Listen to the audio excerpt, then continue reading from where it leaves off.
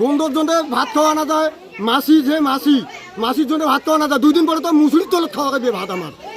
আবারও সংবাদ মাধ্যমের কর্মীর উপর হেনস্থা। ঘটনাটি ঘটেছে সিতাই সাত ভান্ডারী গ্রামে। ওই সাংবাদিকের নাম সাবিনুল হক। ফের সত্যি খবর সংগ্রহ করতে গিয়ে বাধার শিকার। যখন দুর্গন্ধে অতিষ্ঠ গ্রামবাসীরা বয়লারের খামার বন্ধের দাবিতে সোচ্চার। বয়লারের খামারের দুর্গন্ধে এলাকায় থাকা দায়। খবর সংগ্রহ করতে গিয়ে খবরের বাধা এবং মোবাইল কেড়ে নেওয়ার অভিযোগ বয়লার খামারের ঘনিষ্ঠ এক ব্যক্তির বিরুদ্ধে।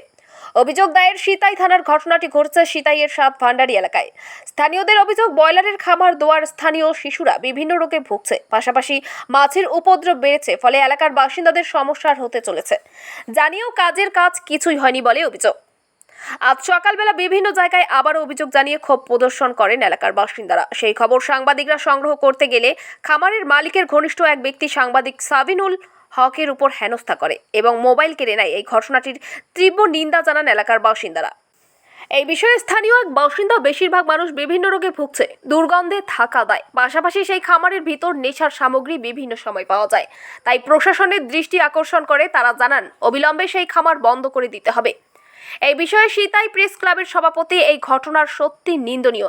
এই বিষয়ে সিতাই প্রেস ক্লাবের কোনো পক্ষ থেকে সিতাই থানার লিখিত অভিযোগ দায়ের করা হয়েছে। এই বিষয়ে সিতাই থানার পক্ষ থেকে জানা যায় পুরো ঘটনা খতিয়ে দেখা হচ্ছে।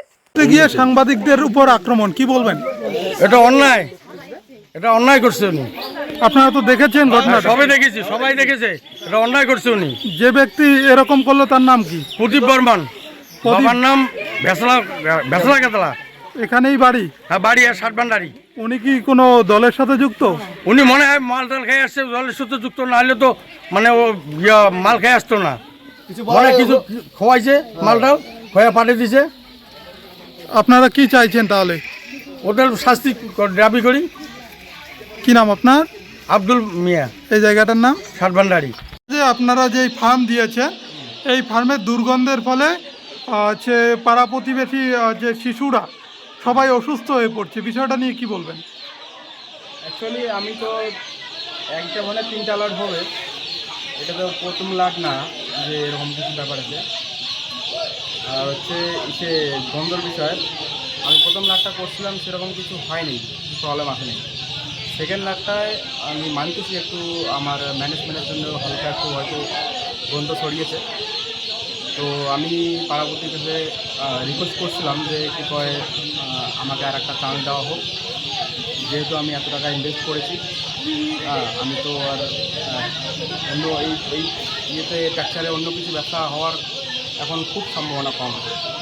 ইনভেস্টমেন্ট অনেক বেশি করেছি, সেইটু আমি পাড়াপতির কাছে রিকোয়েস্ট করেছি যে একটা লাট আমাকে আপাতত দেন। যদি এরপরে গন্ধ হয় কি কিছু অসুবিধা হয় আপনাদের, তাহলে আমি আপনারা যে বলবেন বন্ধ করতে বললে আমি বন্ধ করে দেবো। গতকালকে পঞ্চায়েতকে নিয়ে বিচার হয়েছে, তাতে করে পঞ্চায়েত বলে দিয়েছে যে এখানে আপনার করা যাবে না, তারপরেও মুরগি ছেড়েছেন, এরকমই অভিযোগ গ্রামবাসী। অ্যাকচুয়ালি কী হয়েছে কি, এইটা তো কালকে অর্ডার হয়নি। পোলট্রি ফার্মে আমি কন্ট্রাক্ট ফার্মিং করি, তো এই বাচ্চাটা মোটামুটি 20 দিন আগে থেকে অর্ডার ছিল। এখন আমি এটাকে রিটার্ন করার জন্য অনেক চেষ্টা করছিলাম, কিন্তু রিটার্ন করতে পারিনি। সেই ফলে আমার আজকে সকালবেলা বাচ্চাটা আনা হয়েছে। এখন রিটার্ন এটা হওয়ার সম্ভাবনা কম আছে।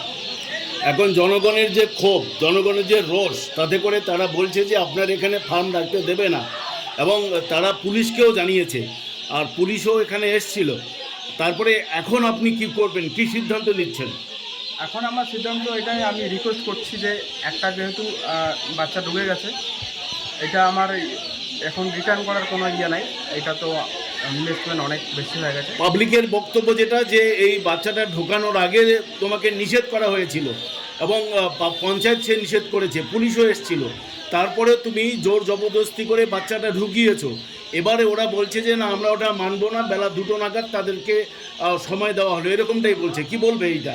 এখন পুলিশ স্টেশন গেছিলো, পরবর্তী পুলিশ স্টেশন গেছিলো, দেখা যাক কী সিদ্ধান্ত নেয়, সেই সিদ্ধান্ত হিসেবে কাজ। তা তুমি কি এই বিষয়ে পুলিশের কাছে যাবে আবারও? না, কমপ্লেন করছিল, হয়তো আসবে মোটামুটি 12টা 12:30 দিকে আসবে মনে হয়। সেই হিসেবে বসে একটা আলাপ আলোচনার ব্যাপারে কী করা যায় সেই সিদ্ধান্ত।